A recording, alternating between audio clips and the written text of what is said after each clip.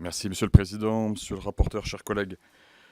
La proposition de loi relative à l'inclusion des élèves en situation de handicap que nous examinons ce jour aborde un vrai problème, celui de l'accompagnement des enfants handicapés au cours de leur scolarité. Un accompagnement qui est depuis longtemps insatisfaisant. Nous ne pouvons que nous réjouir que la présentation nationale s'empare de cette problématique à laquelle le gouvernement s'est attelé avec force depuis 1 an à travers sa politique décisive. Toutefois, nous regrettons que le texte dont nous débutons l'examen ne parvienne pas à fournir les réponses adéquates au constat qu'il dresse. Un vrai problème. Cette année, 340 000 enfants en situation de handicap doivent être scolarisés. 175 000 d'entre eux nécessitent un accompagnement. Ce chiffre est en hausse de 6% par rapport à la rentrée précédente.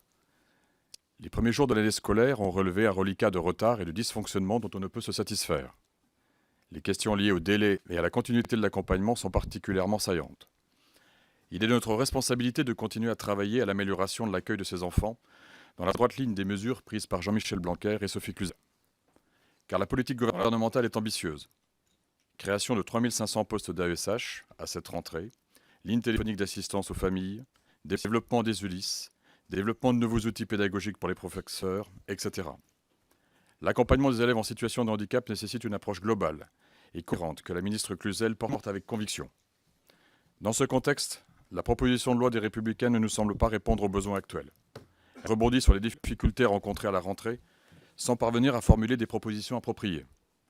Ces 2 premiers articles visent à mettre en place des dispositifs existants. L'article 3 est en marge du sujet. Le 4e, bien qu'il aborde un sujet de fond, n'est pas une réponse juridiquement satisfaisante. Cette proposition de loi a cependant le grand mérite de permettre à notre commission de débattre du sujet central qu'est l'accompagnement des élèves en situation de handicap. Et le groupe Mouvement démocrate et apparenté souhaite se saisir de cette occasion pour rappeler 3 principes importants qui, pour notre famille politique, se doivent de guider notre réflexion. Premier principe, les politiques publiques doivent tenir compte des différents degrés de handicap pour orienter l'enfant vers la structure qui sera la meilleure pour lui. Si les contacts entre enfants handicapés et non handicapés sont à rechercher autant que faire se peut, placer par principe un enfant handicapé en milieu scolaire peut aussi lui être préjudiciable. La personnalisation est donc la clé.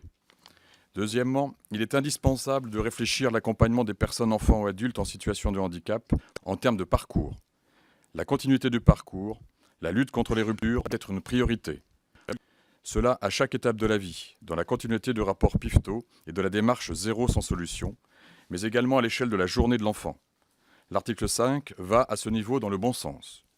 Sur un tel sujet, il est important de ne pas jouer de démagogie en proposant des dispositifs existants ou juridiquement défaillants.